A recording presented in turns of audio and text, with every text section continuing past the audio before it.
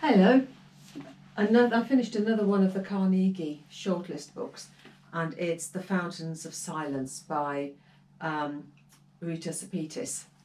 Now, this one is set in the 1950s and it's set in Spain under Franco. So it's historical, this one is. It's a historical fiction.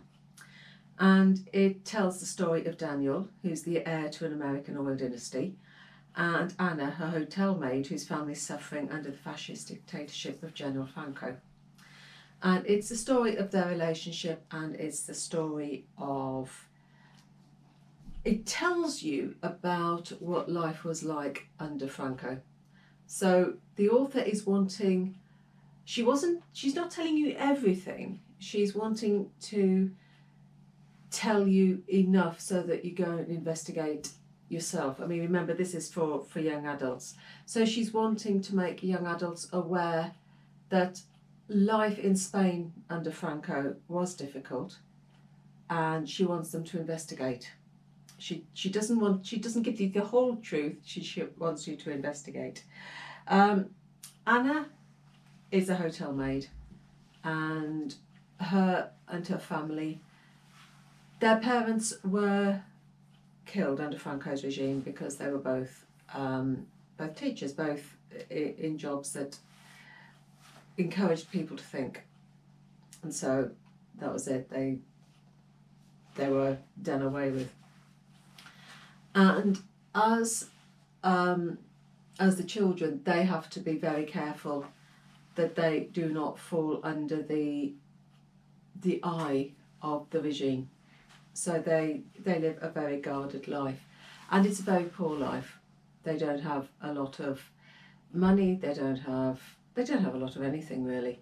Anna works as a hotel maid, and in the hotel she comes across these rich Americans, because at the time Franco is wanting American investment in Spain. So she's meeting these rich Americans. She's seeing how life could be so different, and she forms a relationship with Daniel, but she has to be really, really careful, because any relationship would be frowned upon, and she needs her job. She needs the money that will help her family.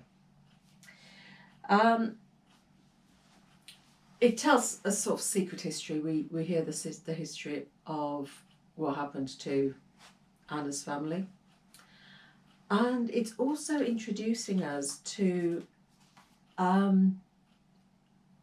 story of stolen babies. So that is another part of the story.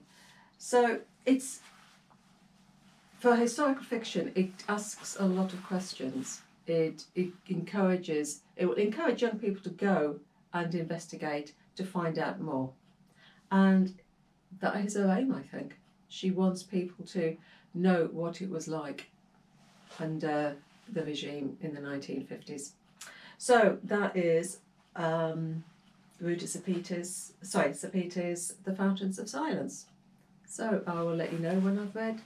I think this is number 5, so I think I'm now getting on to number 6. So take care, happy reading, and bye.